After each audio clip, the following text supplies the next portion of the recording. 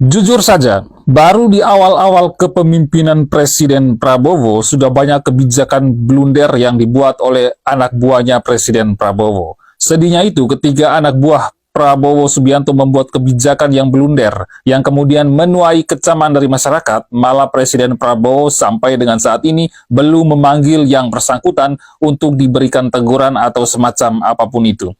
Ini tentu berbeda dengan kepemimpinan Presiden Joko Widodo sebelumnya, yang mana ketika anak buahnya melakukan kesalahan langsung dipanggil menghadap presiden ke istana. Dan juga di awal-awal kepemimpinan Presiden Jokowi tidak ada kebijakan-kebijakannya yang blunder yang tuai pro dan kontra di masyarakat, walau di penghujung jabatannya malah menyakitkan kita semua.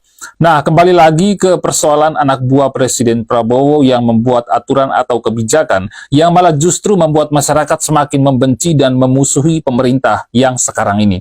Seperti yang sudah kita ketahui bersama, Menteri Agraria dan Tata Ruang atau Kepala Badan Pertanahan Nasional Nusron Wahid mengeluarkan kebijakan tanah rakyat yang bersertifikat apabila terlantar selama 2 tahun akan diambil alih oleh negara. Kebijakan tolol semacam ini adalah kebijakan yang malah menindas rakyat, apalagi rakyat kecil. Kebijakan ini malah justru yang menyengsarakan rakyat, merampas hak hidup rakyat. Kebijakan ini seperti negara sedang menabuh genderang perang dengan rakyatnya sendiri. Ini adalah kebijakan yang akan membuat rakyat semakin benci dengan pemerintahan Presiden Prabowo. Nanti kalau rakyat benci pemerintah, rakyat melakukan aksi protes dengan cara demo atau unjuk rasa, baru deh pihak pemerintah mulai mengatakan, oh ini karena ada pihak asing yang ikut campur tangan, ini karena ada pihak asing yang memprovokasi rakyat dan pemerintah Indonesia karena mereka tidak senang Indonesia maju. Tolol. Tidak ada pihak asing yang memprovokasi atau mengadu domba antar rakyat dengan pemerintah, tapi pemerintah sendirilah yang hendak menciptakan permusuhan tersebut. Aneh saja kalau dengan mudah saja satu jari kalian tuduh ada keterlibatan pihak asing, sementara 4 jari lainnya, kalian tidak sadar bahwa itu sedang menunjuk ke diri kalian sendiri. Tapi lucunya, kalian malah mengkambing hitamkan pihak asing. Aneh sekali, kalian yang buat kebijakan tanah rakyat bersertifikat yang terlantar 2 tahun diambil alih negara. Lalu rakyat protes, terus kalian bilang itu karena ada keterlibatan asing. Come on, tidurmu terlalu kesiangan, wahai pengambil keputusan di Jakarta. Jadi Nusron Wahid ini menegaskan bahwa negara berhak mengambil kembali lahan yang tidak dimanfaatkan oleh rakyat.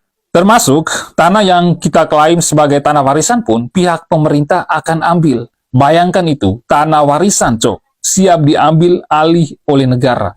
Nah, pernyataan itu disampaikan Nusron untuk menanggapi masyarakat yang masih menganggap tanah milik leluhur sebagai hak mutlak yang tidak bisa diganggu-gugat. Nusron Wahid bilang, tanah itu tidak ada yang memiliki. Tanah itu milik negara. Orang itu hanya menguasai karena negara memberikan hak kepemilikan. Itu yang dikatakan Nusron Wahid. Menurutnya, anggapan bahwa tanah merupakan peninggalan turun-temurun tidak serta-merta membuat hak atas tanah menjadi mutlak. Ia menekankan bahwa kepemilikan atas tanah bersifat sementara dan bergantung pada pemanfaatan. Jadi kalau ada rakyat yang tanya ke Nusron begini, tapi ini tanah milik mbak saya, leluhur saya, maka Nusron akan jawab begini, saya mau tanya, emang mbah atau leluhur bisa membuat tanah? Dan saya pun balik tanya ke Nusron begini, emangnya negara juga bisa buat tanah? Sejak kapan tanah ini milik negara? Emangnya negara bisa beranak tanah kah? Nusron Wahid. Sebelum Indonesia ini ada, dan pada waktu itu Indonesia juga belum dijajah, dan sebelum adanya undang-undang agraria, tanah di muka bumi ini sudah ada yang tempati, sudah ada yang miliki, bahkan lebih dari itu, kalau kau Nusron Wahid klaim tanah ini milik negara, itu salah. Yang benarnya tanah ini dengan segala isinya di muka bumi ini miliknya Tuhan. Lalu kau mau apa? Enak saja main klaim-klaim seenak jidatmu. Buat kebijakan itu jangan lihat dari perspektif kalian orang-orang elit Jakarta, bos. Mau buat kebijakan itu harus dilihat juga dari perspektif kami orang Timur, kami orang NTT, orang Papua, Maluku, Kalimantan, Sulawesi, dan lain sebagainya. Jangan seenak jidatnya duduk manis di Jakarta sana baru buat kebijakan yang mengorbankan rakyat kecil. Daripada kau Nusron Wahid hanya duduk manis di Jakarta dengan segala fasilitas mewah lalu buat kebijakan seenak jidatmu, mendingan kau datang ke NTT main-main ke sini baru kau bisa rasakan bagaimana kerasnya hidup di sini. supaya kau bisa rasakan bagaimana mulut kami orang NTT kebas kau di sini.